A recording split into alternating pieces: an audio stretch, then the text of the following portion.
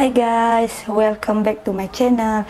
Okey, hari ni saya tak ada nak buat unboxing barang-barang daripada Shopee ataupun daripada Shopee Mall.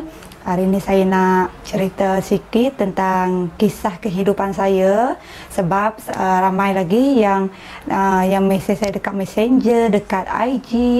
Dia orang tanya saya berasal dari mana, orang mana, bangsa apa, agama apa. Okey, jadi sis akan intro kat sini ya. Okey guys, untuk pengenalan diri sis, sebenarnya sis ni asalnya orang Sarawak, agama Kristian, bangsa tu Iban, sebab dekat Sarawak ni dia banyak pelbagai suku kaum. Okey guys, itu serba sedikit pengenalan sis. Jadi korang dah tahu kan sis asal dari mana, bangsa apa, agama apa. Okey, semua tu korang dah tahu. Okey. Ya, okey, malam ni sis sebenarnya nak bagi tahu sesuatu dekat korang, bagi yang pengikut YouTube sis. Okey. Terima kasih banyak-banyak yang sudi follow sis dekat YouTube, especially-nya lah. Okay. Sebenarnya sis nak kongsi sedikit pasal kehidupan sis. Okay. Sebenarnya sis ni seorang pengidap anxiety disorder. Okay. Semua tahu kan apa maksud anxiety disorder ni. Okay. Anxiety disorder ni sis dah mengalaminya dalam setahun lebih lah. Awal tahun 2021 lah sis mengalami anxiety disorder ni. Jadi sis nak cerita sikit lah pasal apa itu anxiety disorder ni.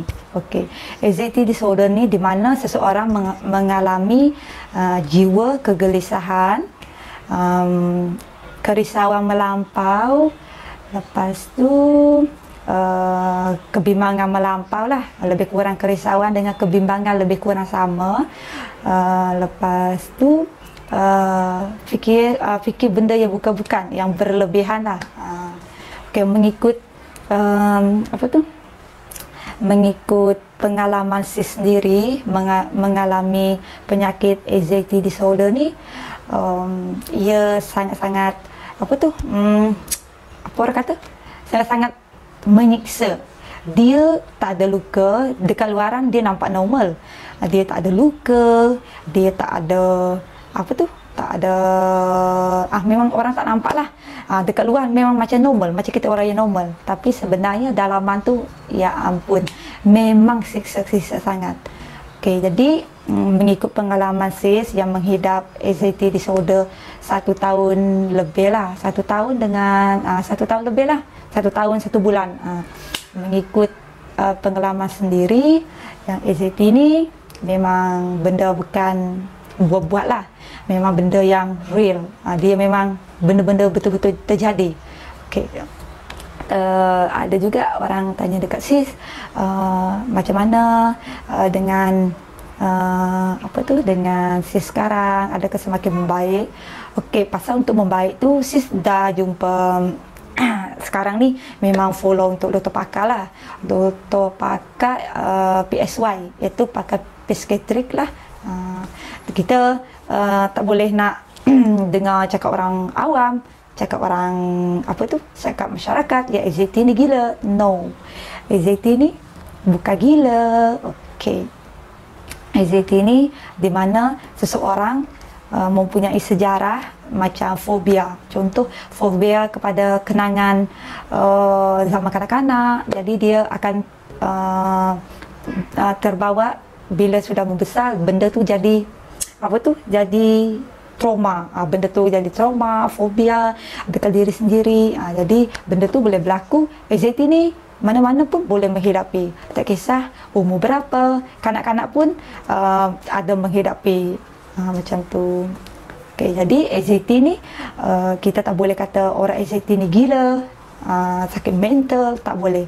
Anxiety ni dia lebih kepada jiwa kegelisahan, kebimbangan yang melampau. Kalau dia berlarutan, kebimbangan kita tu tak macam orang yang normal. Bila kita bimbang dengan sesuatu, benda tu berpanjangan setiap hari sampai sebulan, itu tak normal.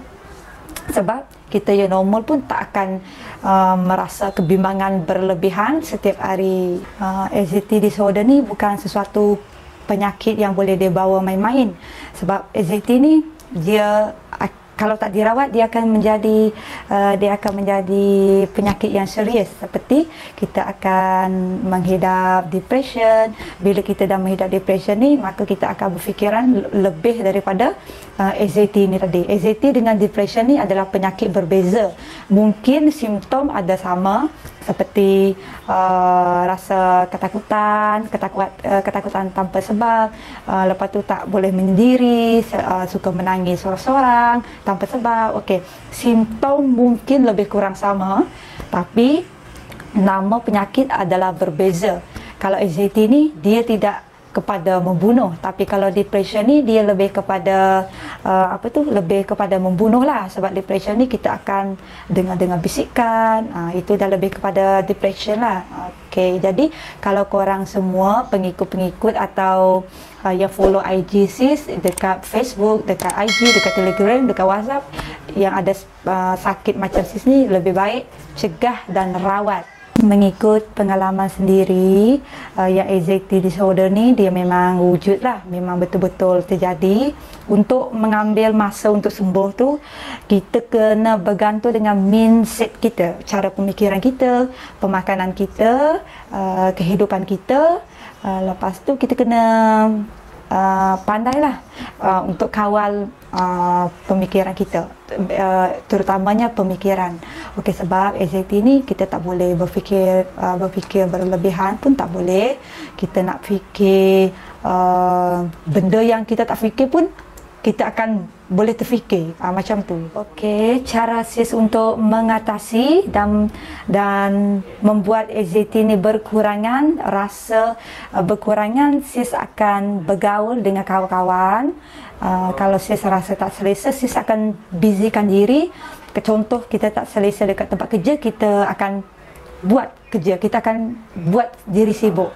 Kalau dekat rumah, Sis akan buat kerja rumah lah, untuk kita elakkan pemikiran kita ni kepada benda yang lain. Okey, kita sebab anxiety ni dia akan berfikiran negatif. Otak dia kreatif sangat-sangat. Jadi, kita kena kawal mindset kita. Cara untuk Sis mengatasinya, pertama Sis kerap bergaul dengan kawan-kawan. Tak kisahlah berjumpa ke dekat WhatsApp, dekat Facebook. Benda sosial ni pun boleh mengelakkan kita rasa untuk fikir bukan-bukan. Tapi kita janganlah tengok benda yang, kalau macam Sis tak boleh tengok kemalangan, kematian, aksiden. Sis tak boleh tengok tu. Bunyi movie yang seram-seram tu, yang horor-horor tu, memang Sis tak boleh. Sis akan, jantung akan laju, dup. Macam tu lah. Sis memang tak boleh lah. Setakat ni memang tak boleh lah, tak boleh lagi. Kalau tahun lepas first mengidap anxiety ni boleh lagi terima, tapi sekarang makin lama benda tu akan bertindak balas dekat badan kita. Jadi kita kena sesuaikan benda yang kita tak boleh, benda yang kita tak boleh tengok, dan benda yang kita boleh tengok. Sebab otak anxiety ni dia kreatif. Bukan seseorang saja yang otak dia kreatif. Setiap yang menghidap anxiety ni, disorder ni, dia akan sentiasa kreatif. Otak dia di luar kotak. Otak dia ni di luar kotak. Dia memang kreatif. Contoh, kalau macam Sis belum jalan lagi dah fikir, sekejap lagi aku accident.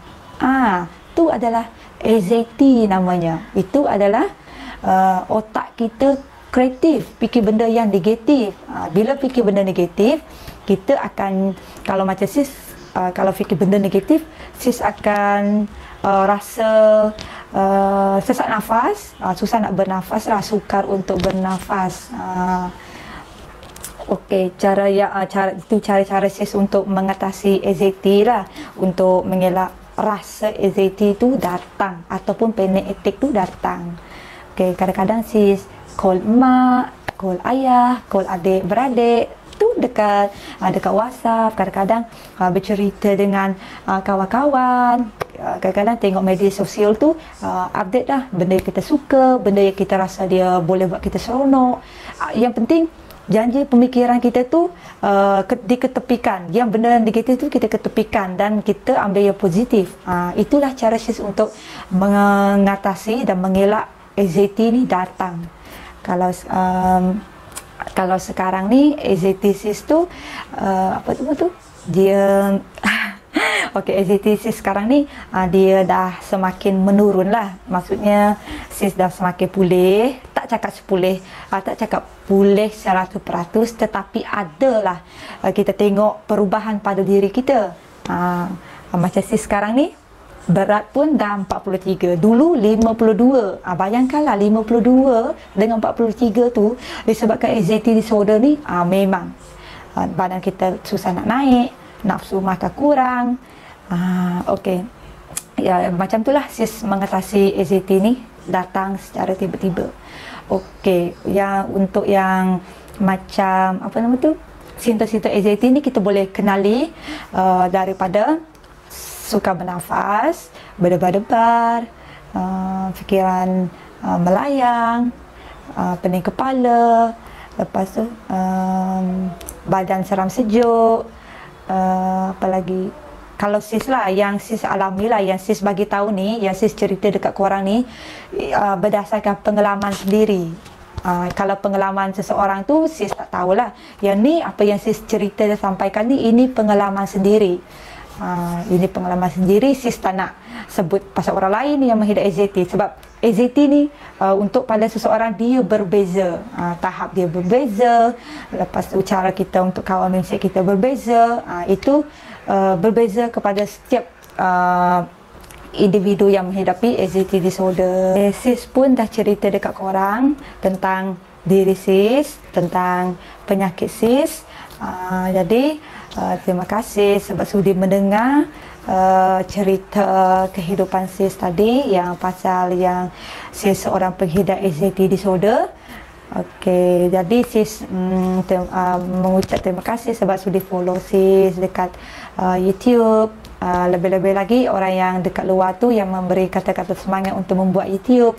Okey, sis hargai.